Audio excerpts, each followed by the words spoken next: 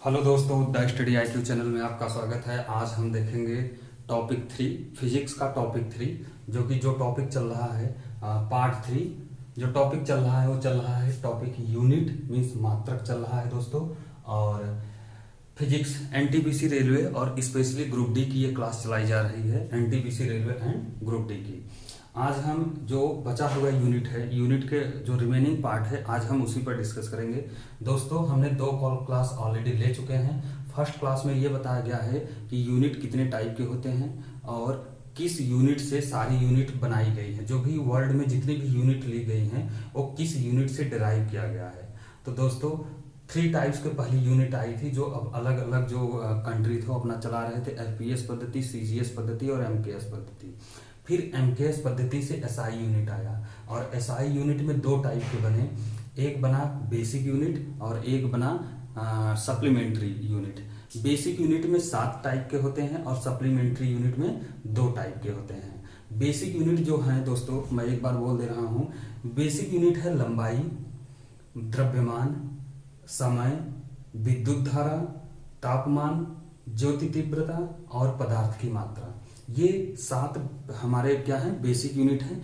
इसी basic unit से जो भी वर्ल्ड में जितने भी यूनिट बनाई गई हैं वो सारी यूनिट इसी 7 यूनिट से बनाई गई हैं, ठीक है। और 2 होते हैं सप्लीमेंट्री यूनिट। सप्लीमेंट्री यूनिट में जो मैं बताया था कि सप्लीमेंट्री यूनिट में पहला है सॉलिड एंगल और plane angle and solid angle. Plane angle में मैं बताया था दोस्तों कि जो प्लेन एंगल का यूनिट होता है, मात्रक होता है, वो होता है रेडियन। वो होता है रेडियन। पूछा है बहुत बार, NTPC ये पूछा है कि प्लेन एंगल का मात्रक क्या होता है या प्लेन एंगल का बीमा क्या होता है, ये बहुत बार पूछा गया है। या सॉलिड एंगल का मात्रक क्या होता है या सॉलिड एंगल का बीमा क्या होता है, ये मैं पहली क्लास में बता चुके हैं। तो दोस्तों प्लेन एंगल का जो मात्रक होता है वो रेडियन होता है और सॉलिड एंगल का जो मात्रक होता है वो स्टेरेडियन होता है। अब रेडियन और स्टेरेडियन मीन्स समपूरक कोण का बीमा क्या होता है। तो समपूरक कोण का जो बीमा होता है वो दोस्तों होता है, ये बीमाहीन होते हैं, इसका कोई बीमा नहीं होता है। काफी बार ये क्वेश्चन पूछा गया है NTPC में या रेलवे में। आप देखेंगे कोई क्वेश्चन पेपर उठाकर देखेंगे, वहां पर पूछा गया है कि रेडियन या स्टेरेडियन या सॉलिड एंगल समपूरक कोण का बीमा क्या होता है। तो समपूरक कोण का बीमा बीमाहीन होता है, कोई बीमा नहीं होता है। सिर्फ बेसिक यूनिट मीन्स आधारी मात्रक का बीमा होता है। ये दोस्तों माइंड में बैठा लीजिए कि सिर्फ मात्र आधारी यूनिट का बीमा होता है। तो दोस्तों उसी आधारी यूनिट से, उसी बेसिक यूनिट से हम सारा यूनिट बनाया गया है वर्ल्ड में। तो जो रिमेनिंग यूनिट था आज हम उसी को डिस्कस करेंगे। तो दोस्तों चलिए स्टार्ट करते हैं। वीडियो अच्छा लगे तो दोस्तों वीडियो को शेयर करें और लाइक शेयर करें और चैनल को सब्सक्राइब कर लें, जिससे कि जितनी भी वीडियो बनेगी, क्योंकि कंटिन्यूअस अब वीडियो बनेंगी दोस्तों, सम टेक्निकल फॉल्ट के कारण वीडियो नहीं बन पा रही थी, लेकिन अब सारी वीडियो आती रहेंगी, कंटिन्यूअस 2 या 3 वीडियो आती रहेंगी, ठीक है। तो सब्सक्राइब कर लें और अपने दोस्तों को भी बताएं, जिससे कि एक मोटिवेशन मिलेगा और कंटिन्यूअस वीडियो ज़्यादा से ज़्यादा मैक्सिमम वीडियो बनती रहेंगी। सो स्टार्ट करते हैं दोस्तों। फर्स्ट है दाब, और दाब का जो होता है बल बटे क्षेत्रफल। दाब का क्या होता है, बल बटे क्षेत्रफल। और बल का होता है MA सेकेंड, न्यूटन सेकेंड ला। बल बराबर होता है MA द्रव्यमान गुणे त्वरण।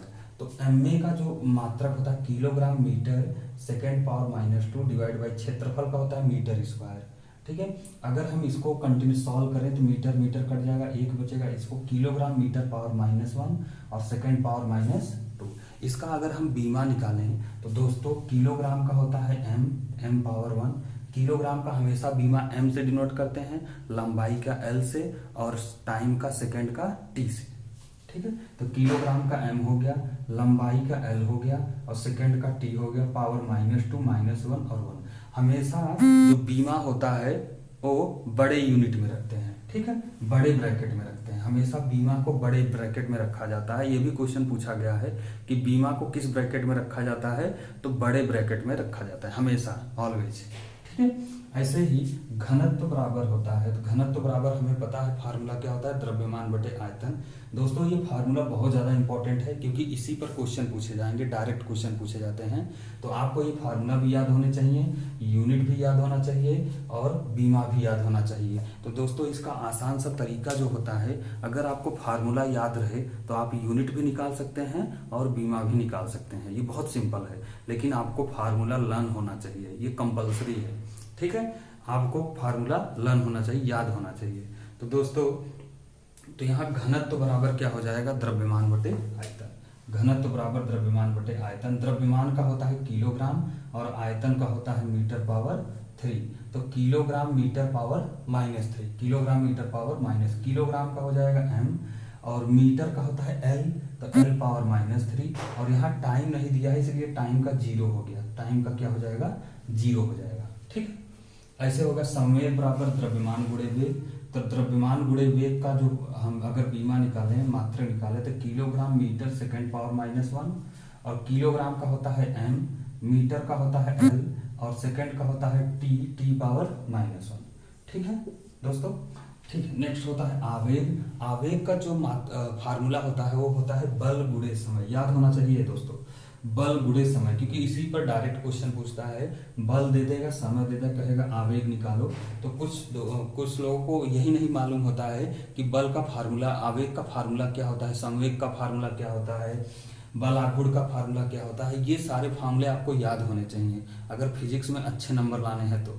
ठीक है, तो आवेग बराबर होता है बल गुणे समय। तो बल का होगा किलोग्राम मीटर सेकंड पावर -1। इसको पूरा सॉल्व करेंगे तो यही आएगा। ठीक है, ये मात्रक होता है। अगर मात्रक को बीमा में बदलना है तो किलोग्राम का m, मीटर का l और सेकंड पावर -1 t पावर -1 हो जाएगा। ऐसे ही पृष्ठ तनाव का जो होता है, पृष्ठ तनाव का बल बटे, पृष्ठ तनाव का हो जाए बल बटे लंबाई, बल बटे लंबाई होता है।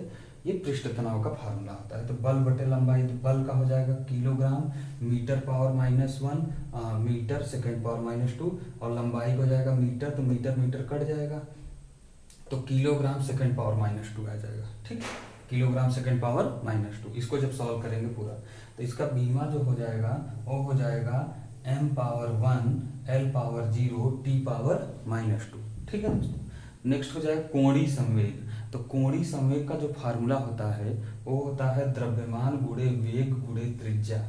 कोणीय संवेग का जो फार्मूला होता है द्रव्यमान गुणे वेग गुणे त्रिज्या होता है, द्रव्यमान गुणे वेग गुणे त्रिज्या होता है। ठीक है, अब इसमें देखेंगे द्रव्यमान गुणे वेग गुणे त्रिज्या होता है। तो इसका फार्मूला हो जाएगा kilogram metre square second power -1 और इसका जब हम यूनिट में बदलेंगे तो क्या हो जाएगा, तो मीटर, किलोग्राम का m हो जाएगा, मीटर का l हो जाएगा और टाइम का हो जाएगा t पावर -1। ये हो जाएगा। ठीक है दोस्तों, हाँ नेक्स्ट चलते हैं। नेक्स्ट होता है कार्य। कार्य हमें बेसिक फार्मूला हमें पता होता है, कार्य बराबर बल गुणे विस्थापन। तो होता है बल गुणे विस्थापन। बल का हमें पता है किलोग्राम मीटर सेकंड पावर -2, तो किलोग्राम सेकंड पावर -2 ये रख देंगे और विस्थापन का s रख देंगे। तो s को इसमें मल्टीप्लाई s पावर -1 हो जाएगा। तो यह आ जाएगा बल और गुणे विस्थापन। ठीक है, तो विस्थापन s कट जाएगा तो यह आ जाएगा kilogram metre second, metre square second power -2 और इसका जब हम सॉल्व करेंगे बीमा तो metre l square t power -2 m square t power -2। ठीक है, ये होता है कार्य का। नेक्स्ट होता है कोणीय वेग। तो कोणीय वेग बराबर होता है, कोणीय वेग बराबर क्या होता है, r गुणे w, r गुणे w। ये कोणीय वेग होता है, v इक्वल टू r गुणे w। तो w बराबर v अपान r, w बराबर v अपान r। तो वेग का हमें पता होता है मीटर सेकंड पावर -1 और ये होता है सेकंड, मीटर का होता है l, लंबाई मीटर होता है रेडियस का, तो मीटर मीटर कट जाएगा तो सेकंड पावर -1 आ जाएगा। ठीक है, और इसका जो बीमा आ जाएगा m पावर 0 l पावर 0 और t पावर -1। ये सारे डेराइव्ड हैं, मतलब हम कहाँ से निकाले हैं, उसी 7 मात्रक से निकाले हैं, यूनिट से निकाले हैं जो बेसिक यूनिट होता है। ठीक है, अब दोस्तों ये तो हो गया कि कैसे हम डेराइव करते हैं, मतलब फार्मूला से, अगर फार्मूला आपको पता है तो उससे हम कैसे डेराइव करते हैं। नेक्स्ट ये आता है कि किस किस का जो यूनिट होता है, मात्रक होता है, वो इक्वल होता है। तो दोस्तों पता होता है कि अगर जिसका बीमा समान रहेगा या जिसका अगर ये फार्मूला ये मात्रक समान रहेगा तो उसका क्या हो जाएगा, उसका समान रहेगा यूनिट। ठीक है, तो इसमें कुछ चीजें हैं जैसे कि ऊर्जा और बल आघूर्ण। ऊर्जा और बल आघूर्ण का जब आप मात्रक निकालेंगे, जब सॉल्व करेंगे ऊर्जा का, तो ऊर्जा का हो जाएगा अगर हाफ mv स्क्वायर हो जाए, ऊर्जा या कार्य, ऊर्जा और कार्य का दोनों का सेम होता है तो ऊर्जा का भी होता है इतना ही यूनिट और कार्य का भी निकालेंगे तो यही यूनिट आएगी। ठीक है, ठीक है, कार्य का भी निकालेंगे इतनी ही यूनिट आएगी और ऊर्जा का भी निकालेंगे सेम यूनिट आएगी। और बल आघूर्ण, तो बल आघूर्ण का कितना है देखिए, सेम यूनिट है कि नहीं है, बल आघूर्ण का सेम यूनिट है। अगर दोस्तों कोई पूछे कि ऊर्जा का यूनिट क्या होता है, मात्रक क्या होता है, या बीमा क्या होता है, या फार्मूला क्या होता है, तो अगर आपसे पूछे तो ऊर्जा का और कार्य का और बल आघूर्ण का ये तीनों इक्वल होते हैं। दोनों का, तीनों का मात्रक जो होता है वो इक्वल होता है और बीमा भी तीनों का क्या होता है, इक्वल होता है। ठीक है, तो याद रखिएगा ऊर्जा का, बल आघूर्ण का और कार्य का, कार्य को ही ऊर्जा बोलते हैं। ठीक है, कार्य को ही ऊर्जा बोलते हैं। तो इन तीनों का बीमा समान होता है। नेक्स्ट आता है आवेग का, संवेग का। आवेग का और संवेग का बीमा समान होता है, मतलब मात्रक समान होता है दोस्तों। तो आवेग का और संवेग का, देखिए आवेग का और संवेग का दोनों kilogram metre second power -1, kilogram metre second power -1, ये तीनों दोनों समान है नहीं है, दोनों इक्वल है। और दोनों का अगर फार्मूला इक्वल है, मात्रक इक्वल है, तो इन तीनों का क्या होगा, बीमा भी इक्वल होगा। दोनों का बीमा भी क्या होगा दोस्तों, इक्वल होगा। नेक्स्ट आता है चाल और वेग। नेक्स्ट आता है चाल और वेग। चाल और वेग का भी क्या होता है, मात्रक जो होता है वो इक्वल होता है, समान होता है। तो चलिए देखते हैं। हम फर्स्ट सेकंड क्लास में हमने बताया था चाल बराबर होता है दूरी बटे समय, और मात्रा जो दूरी का हो जाएगा वो मीटर और समय का हो जाएगा सेकंड, तो मीटर से पर second means metre second power -1। और वेग का होता है विस्थापन बटे समय, विस्थापन बटे समय, विस्थापन का होता है मीटर और समय का होता है सेकंड, तो मीटर पर सेकंड या मीटर सेकंड पावर -1, ये होगा विस्थापन का। नेक्स्ट आता है अगर दोनों का फार्मूला से मात्रक सेम है, दोनों का बीमा ऑटोमेटिक सेम होता है। ओके, सो नेक्स्ट आता है कोणीय संवेग और प्लांक नियतांक। जब कोणीय संवेग और प्लांक नियतांक निकालेंगे आप, मतलब यूनिट निकालेंगे, मात्रक निकालेंगे, देखेंगे दोस्तों इक्वल आएगा, मतलब दोनों का जो है मात्रक या दोनों का बीमा जो है वो इक्वल आएगा। ठीक है, सो दोनों का कोणीय संवेग का और प्लांक नियतांक का जो मात्रक होता है या यूनिट होता है दोनों का, वो इक्वल आएगा। तो दोस्तों आज की क्लास में बस इतना ही। यदि वीडियो अच्छी लगे तो वीडियो को लाइक शेयर करें और दोस्तों को बताएं। सेकंड ये कि वीडियो को सब्सक्राइब करें, चैनल को सब्सक्राइब करें, दोस्तों को बताएं अपने चैनल को सब्सक्राइब करें। ठीक है, जिससे एक मोटिवेशन मिलेगा और क्लास आगे कंटिन्यू, बहुत सारी वीडियो आएंगी, एक दिन में हो सकता है 4-4 वीडियो आएँ, लेकिन उसके लिए ज़्यादा से ज़्यादा सब्सक्राइबर बढ़ने चाहिए। ठीक है, हो सकता है फिजिक्स पूरी साइंस 15 दिसंबर से पहले ही कंप्लीट करा दिया जाए, लेकिन ज़्यादा मोटिवेशन की ज़रूरत होती है, उसमें आपको आपकी हेल्प चाहिए। ठीक है, तो आज के लिए बस